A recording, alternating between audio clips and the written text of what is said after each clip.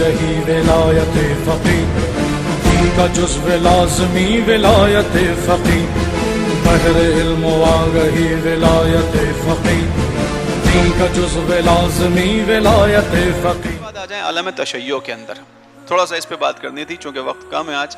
عالم تشیع کے اندر اب یہاں تو کسی کو کوئی ابہام نہیں ہے، امام مہدی کی شخصیت ڈیفائنڈ ہے، امام حسن عسکری کے بیٹے ہیں، نرجس خاتون ان کی یا ملیکہ خاتون ان کی والدہ کا نام ہے، روم سے ان کا تعلق ہے، تمام چیزیں کلیئر ہیں۔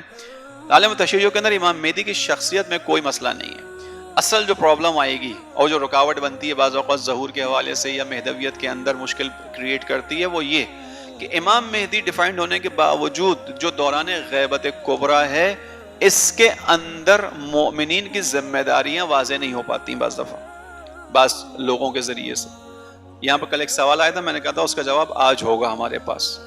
شیطان پیچھے چلنا چاہیے آپ کے ذہن میں کہ اصل معاملہ کس کا ہے؟ ابلیس کا ہے، اصل جنگ اس کی ہے، اور اس کی چالیں کیا ہیں، اس کے راستے کیا ہیں کہ وہ بہکاتا ہے، انحراف ڈالتا ہے، ڈائیورژنز دیتا ہے۔ بیٹھے گا کہاں؟ صراط مستقیم پر بیٹھے گا، سیدھے راستے پر بیٹھے گا، صحیح چلنے والوں کو بہکائے گا۔ یہ چیزیں آپ کے ذہن میں انشاءاللہ چل رہی ہوں گی ساتھ ساتھ گفتگو کے، لہٰذا اب مسئلہ فقط میں اب تشیع کا ڈسکس کر رہا ہوں جتنا میرے پاس وقت ہے اس کے اندر۔ تشیع کے اندر تو اختلاف نہیں ہے امام مہدی کے حوالے سے، بہت ہی ڈیفائنڈ معلوم شخصیت ہے کہ یہ امام مہدی ہیں، لیکن آ جائے گا معاملہ دوران غیبت کبریٰ کا۔ کس دوران غیبت کبریٰ میں کیا ہونا چاہیے؟ شیطان کیا کرے گا؟ شیطان کا پہلا حربہ تو یہ ہوگا کہ کسی طرح لوگوں کو اس نظریے سے ہٹائے امام مہدی کے، اگر ہٹا سکا، انحراف ڈالے اگر ڈال سکا۔ اگر وہ بھی نہ کر سکے، اب کیا کرے گا؟ چونکہ دشمن ہے شیطانی، اس کی دشمنی چل رہی ہے اور اس کو سب سے بڑا لاس ہے، یہ کل میں نے بیان کیا ہے کہ سب سے بڑا لاس اس کا ہے۔ مارا کس نے جانا ہے اس جنگ کے اندر؟ امام مہدی کے ہاتھوں ناکام کون ہوگا؟ شیطان ہوگا، ابلیس، لاسٹ راؤنڈ ہے اس کا، لہذا وہ جان توڑ کوشش کرے گا کسی طرح اس چیز کو ڈیلے کر دے۔ یہ اسے پتا ہے کہ ختم نہیں کر سکتا، یہ اچھی طرح جانتا ہے، چونکہ خدا نے کہا تھا تجھے ایک روز تک، یوم معلوم تک مہلت ہے۔ کوشش کرے گا اس پروسیس کو ڈیلے کر دے، اس صالحین کی حکومت تک پہنچنے کے لیے افراد کو اس صالحیت تک نہ آنے دے، یہ کوشش کرے گا، وہ مستقل کر رہا ہے۔ اب اگر کسی زمین کے اوپر، تھوڑا سا اور فوکس ہو جائیے، اب اگر کسی زمین کے اوپر، اس زمین کے کسی ٹکڑے کے اوپر کوئی ایسا نظام قائم ہو جائے کہ جو امام مہدی علیہ السلام کی حکومت کی طرف رہنمائی کر رہا ہو، تو آپ خود سوچئے کہ شیطان کو اس سے دشمنی ہونی چاہیے کہ نہیں ہونی چاہیے؟ اگر کوئی ایسا نظام قائم ہو جائے کہ جو امام مہدی کی حکومت کی طرف انڈیکیٹ کر رہا ہو، انڈیکیٹر ہو، انڈیکیشن ہو اس کی، اور اس نظام کی خصوصیات کیا ہیں؟ اس نظام کی خصوصیات یہ ہیں کہ اس عالمی انقلاب کی ایک جھلک ہے، اس کے اندر عدل و انصاف ہوگا، اس کے اندر خوف نہیں ہوگا، اس کے اندر جو مومنین کو جب وہ حکومت دیں گے، زمین کے اوپر وارث ہو جائیں گے تو نماز قائم کریں گے، یعنی خدا سے تعلق بڑھائیں گے۔ اس تعلق کے بڑھنے کو ہم نے اور آپ نے اپنی آنکھوں سے دیکھا ہے کسی جگہ پر، لہذا اب جو حملہ یہاں پر ہوگا شیطان کا، وہ کیا ہوگا؟ پہلا، انحراف کسی طرح نظریہ انتظار کے اندر، اگر کوئی ایسی چیزیں اس کو مل جائیں گی جسے انحراف ڈال سکے، نظریہ انتظار کو سست کر سکے، انتظار کی نسبت لوگوں کو فعال کے بجائے منفعل بنا سکے کہ ٹھیک ہے جب ہوگا ہوگا، جب ظہور ہوگا تو دیکھا جائے گا، ہمارا کوئی کام نہیں ہے۔ جیسے کہ آپ ابھی چیزیں سنتے آ رہے ہیں، میں اسی طرف اشارہ کروں گا ابھی تھوڑا سا کھل کے مزید۔ اور اگر کسی جگہ ایسی کوئی چیز قائم ہو گئی ہو، ایسا کوئی نظام قائم ہو گیا ہو، ایسا کوئی حکومت قائم ہو گئی ہو کہ جو لوگوں کے دل کو، عقیدے کو، ایمان کو امام مہدی کی حکومت کی طرف متوجہ کرنے میں کامیاب ہو رہی ہو، تو اس کا سب سے پہلا حملہ ابلیس کا وہ حکومت بنے گی کہ جو آج ایران کی حکومت ہے، جو ولایت فقیہ کی حکومت ہے۔ اس حکومت نے آگے کتنے ذہنوں کو کلیئر کیا، میں ابھی سیکنڈ سٹیپ میں اس کو بیان کرتا ہوں۔ پہلا مرحلہ انحراف، کہ امام مہدی کی غیبت کے اندر منفعل ہو کے رہنا ہے، فعال کردار نہیں کرنا۔ فعال کردار یعنی ہمیں کوشش نہیں کرنی۔ اس کو پہلے آپ نے مختلف لوگوں سے سنا ہوگا، ابھی چند دنوں پہلے لاہور پنجاب کے ایک علاقے میں ایک صاحب ہیں، انہیں جو ہے وہ ولایت کا بخار چڑھا ہوا ہے آج کل، بخاری نام ہے ان کا، انہوں نے اسپیچز دینا شروع کی ہیں۔ یہ میں اس لیے کہہ رہا ہوں کہ محرم آنے والا ہے، اور محرم کے آنے میں آپ لوگوں کا امتحان بڑھنے والا ہے، مومنین کا امتحان بڑھنے والا ہے۔ کیوں بڑھنے والا ہے؟ چونکہ محرم کے اندر نظریات کے اوپر، عقائد کے اوپر بہت عرصے سے کام ہو رہا ہے، اور جتنا جتنا ہم ظہور امام سے نزدیک ہوتے چلے جائیں گے اتنا اتنا کام بڑھتا چلا جائے گا۔ باقاعدہ ایک گروہ، اس نے جو ہے ولایت کا پرچم اٹھایا ہوا ہے، ہمیشہ سے یہ ہوتا رہا ہے، جو صفین کے اندر ہوا کہ حق کا پرچم اٹھایا گیا، قرآن کو نیزے پہ بلند کیا گیا، سادہ انسان اس نیزے پہ قرآن کو بلند ہو کر دیکھ کر دھوکہ کھا گئے۔ اور قرآن ناطق کو چھوڑ کر چلے گئے، نہ وقت چھوڑ دیا، تلواریں اپنی قرآن ناطق کے اوپر نکال لیں، امام حق کے اوپر تلواریں بلند کر لیں۔ وہی ہیلا ہر زمانے میں ہوتا ہے، یہاں پر بھی ہے، ان کی زبانوں پر ہے وہ ولایت کا ہی نام، اور ان کی جو اگر آپ پیجز کو فالو کریں تو اس میں 1-2 پیجز ملیں گے اس عنوان سے، سیاسی مرجعیت کا پوسٹ مارٹم، یہ ان کے پیجز کا عنوان ہے۔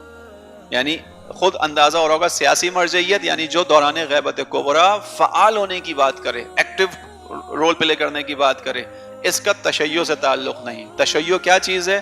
وہ وہی چیز ہے جس کو ہم اب تک کرتے چلے آئے ہیں۔ تشیع کا مطلب امام ائمہ علیہ السلام کی خوشی منانا، ائمہ کا غم منانا، اس کے علاوہ کوئی کام نہیں ہے۔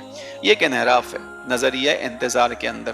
کل میں نے بیان کیا تھا کہ رسول اللہ نے بہت فوکسڈلی بیان کیا ہے ظہور کے معاملے کو، کتنی واضح حدیث ہے کہ افضل اعمال امتی انتظار الفرج۔ خود انتظار فرج کو رسول اللہ نے افضل اعمال کا ہے، نظریہ نہیں کہا، فکر نہیں کہا، عقیدہ نہیں کہا، افضل اعمال امتی، اعمال عمل سے، یعنی عمل ایکٹیولی جو چیز انسان کرتا ہے، ایکٹیو ہوتا ہے، اس کو عمل کہا جاتا ہے۔ افضل اعمال، اعمال میں سے، اس کا تعلق عمل سے، ایکشن سے۔ اس کا مطلب ہے کہ یہ انتظار کرنا امام مہدی کا یہ ایکٹیولی ہونا چاہیے، انسان کو منفعل کردار ادا نہیں کرنا، فعال کردار ادا کرنا ہے۔ لیکن بہرحال وہاں پہ ایک چیز شروع ہوئی اور اس کے اندر آپ نے سنا گفتگو کے اندر کہ ٹارگٹ کس کو بنایا؟ ان شخصیات کو ٹارگٹ بنایا کہ جو دوران غیبت کبریٰ اس امام مہدی علیہ السلام کی اس نظام ولایت کو پھیلانے والے ہیں، پہچنوانے والے ہیں۔ کون ہے؟ آیت اللہ خامنئی ہے، ایران کا انقلاب ہے، اور حزب اللہ ہے۔ اور اس تقریر میں اس نے بیان کیا کہ یہ جو حسن نصر اللہ کو یہاں سے ہمارے لوگ جاتے ہیں اور حسن نصر اللہ جنگ کے لیے نوجوان کو جمع کر رہا ہے اور اس نے جمع کیا، شیعت کا اس سے کوئی تعلق نہیں ہے۔ یہ باقاعدہ گفتگو ہوگی، آپ نے شاید دیکھی ہوگی چیزیں، میں بیان آپ کے سامنے اس لیے کر رہا ہوں کہ اب اتنا کھل کے کام شروع کر دیا انہوں نے۔ سادہ شیعت کو ہٹانا ہے اس چیز سے، ان کی پوسٹ کو یاد رکھیے گا، سیاسی مرجعیت کا پوسٹ مارٹم، اسی سے واضح ہو جانا چاہیے اہداف کیا ہیں ان کے پیچھے، ٹھیک ہے؟ لہٰذا انہوں نے یہ کام شروع کیا۔ اب وہ کھل کے اس نے کیا کہا اپنی تقریر میں؟ کہتا ہے کہ ہمارا کام جو شیعت ہے، شیعت کا کام دوران غیبت کبریٰ امام کے لیے دعا کرنا ہے، امام کے آنے کی دعا کر کے بس امام کے نام پر صدقہ و خیرات، اس طرح کی چیز ہے، باقی ہمارا کام نہیں ہے، ہمیں ایکٹیو ہو کے کوئی کام نہیں کرنا، ہم جب امام آئیں گے تو یہ کام کریں گے، اس کے بعد یہ کام کیا جائے گا۔ لہذا ایک انحراف، یہ پھر وہ کہوں گا اس کے پیچھے ہوگا کون، اس کے پیچھے ہے کون، کون سی سوچ چل رہی ہے اس کے پیچھے؟ آبویس سی چیز ہے، جو سب سے بڑا دشمن ہے اور جس کو سب سے بڑا خطرہ ہے، اس کے پیچھے شیطان ہے، شیطان انحراف ڈالتا ہے انسان کے اندر۔ لہذا یہ شیطانی فکر ہے، شیطانی سوچ ہے جو ہر دور میں چلتی چلی آئی، یہ ایک طریقہ ہے۔ دوسرا، جہاں کہیں بھی ابلیس کو نظر آئے گا کہ کوئی حکومت، کوئی نظام، کوئی سلسلہ ایسا کہ جو امام مہدی کی حکومت کی طرف لوگوں کے دلوں کو راغب کرے، امید دلائے، اس کو ٹارگٹ بنائے گا۔ کہ آپ مستقل دیکھ رہے ہیں جب سے انقلاب اسلامی آیا ہے اس وقت سے وہ دشمن کی ہٹ پر ہے۔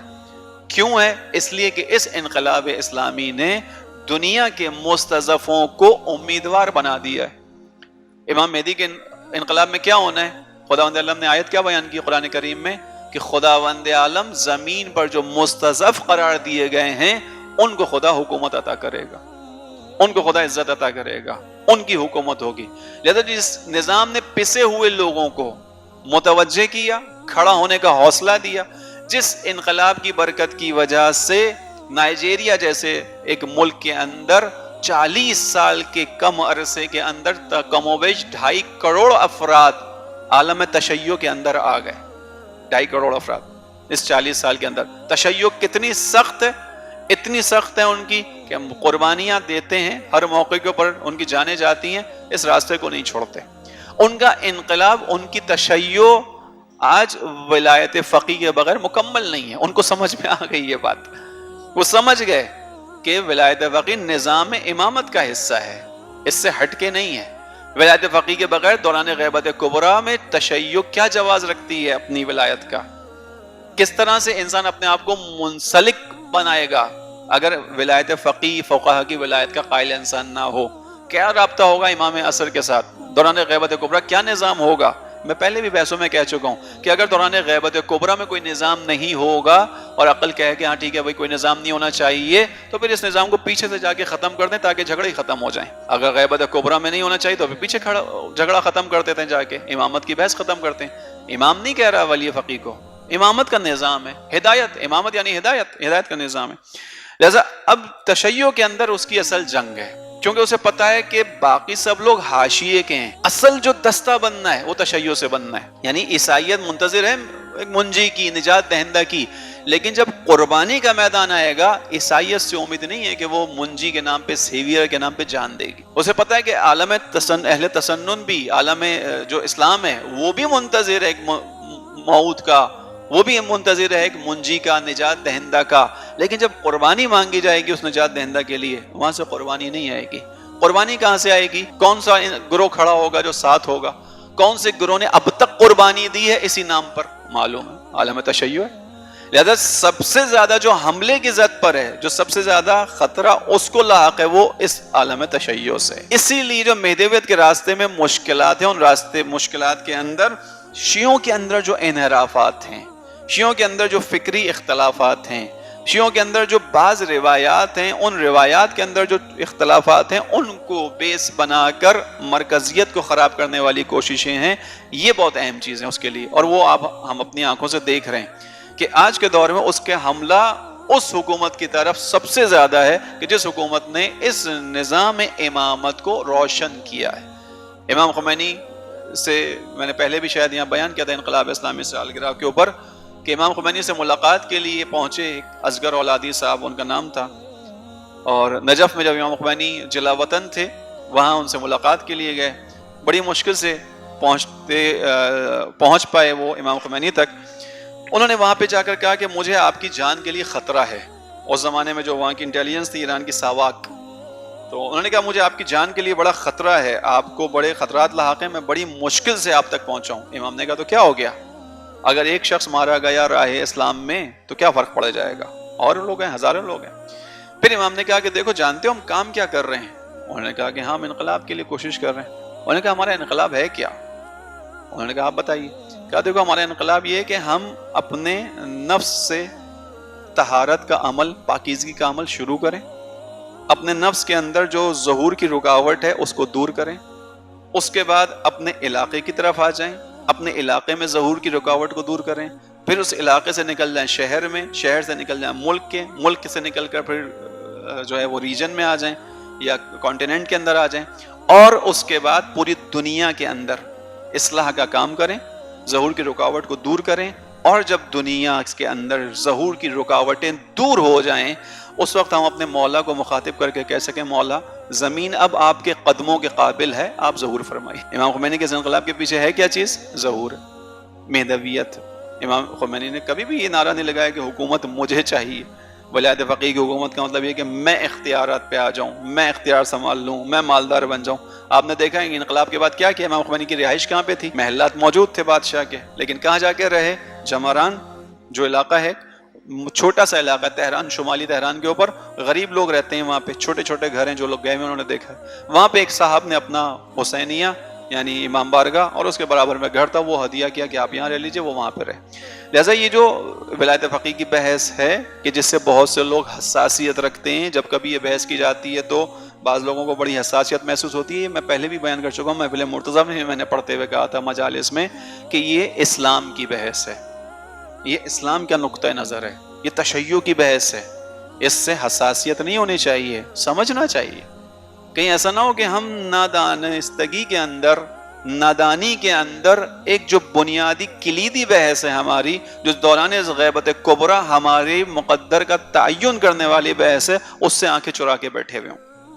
اسلام کا طریقہ کار کیا ہے؟ جب کسی کے سامنے کوئی مطلب پیش کیا جاتا تھا، تھوڑا سا بات تلخ ہو جائے گی شاید، کسی کے سامنے مطلب رسول اللہ پیش کرتے تھے، وہ کیا کہتے تھے کہ ہم اس کی بات کیوں مانیں؟ لقد وجدنا علیہ آباءنا، ہم نے تو اپنے باپ دادا کو اس رستے پر پایا ہے.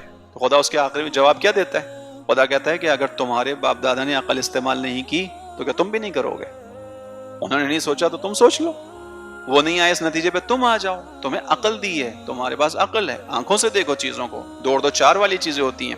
لہذا یہ وہ چیز ہے جس کو ہمارے یہاں بھی مشکلات ہیں. امام مہدی کی جو دور مہدویت کی مشکلات ہیں ان میں سے ایک یہ انحرافات ہیں، یہ اختلافات ہیں کہ اس کے ذریعے سے دشمن چیزوں کو مشکل بنا کر پیش کرتا ہے. لہذا ان چیزوں کو سامنے رکھیں. اب میں تھوڑا رہبر جہاں کے دم سے آج دین ہے، شریعت محمدی ولایت فقیہ، دین کا جزو لازمی ولایت فقیہ.